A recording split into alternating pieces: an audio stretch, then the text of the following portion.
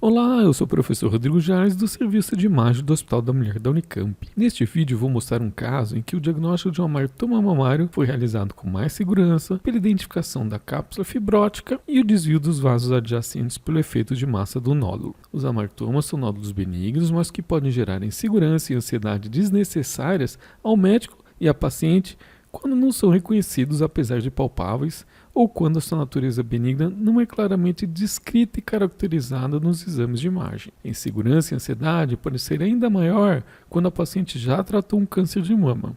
No diagnóstico ultrassonográfico do amartoma, muitas vezes é preciso ter bastante atenção aos detalhes, pois podemos deixar de descrever nódulos grandes. Veja neste caso. Consegue ver o amartoma? Não é tão óbvio, mesmo utilizando alta resolução, num aparelho com bastante nitidez e contraste no modo B. Veja que não há nem zona focal, a imagem se mantém boa em toda a profundidade, em toda a extensão do nódulo. Como as texturas dos amartomas se assemelham ao resto da mama, esse nódulo pode não ser reconhecido inicialmente. Mas veja, nesse caso é que a textura de fundo era homogênea adiposa. E no nódulo nós percebemos uma concentração maior de estruturas fibroglandulares mais ecogênicas. Ficou um pouco mais fácil de identificar o amartoma?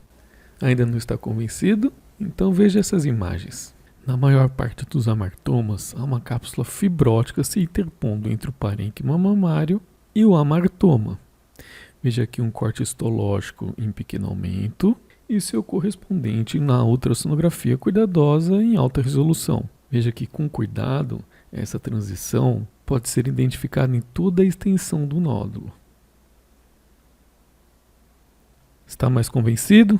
Outro detalhe que também pode ser bastante importante é o efeito de massa do nódulo desviando vasos adjacentes, como esse. O amartoma é classicamente pouco vascularizado, mas devido às suas dimensões, não é difícil identificarmos o desvio de vasos, desde que reconheçamos essa possibilidade. Agora a mamografia do mesmo caso. A paciente tem o antecedente de uma cirurgia conservadora associada à radioterapia para o tratamento de um carcinoma na mama esquerda, a mama contralateral. Veja que ainda mais com a atenção concentrada no espessamento trabecular e cutâneo e na distorção arquitetural na mama esquerda, é muito difícil identificar um amartoma na mama direita, principalmente se, como nesse caso, não houvesse a informação na imagem sobre o nódulo palpável à direita. O mesmo acontecendo nas incidências crânio-caudais, nas quais inicialmente não dá para suspeitar de um nódulo de mais de 5 centímetros. Solicitei que fosse aplicado na pele da paciente sobre o nódulo um marcador radiopaco triangular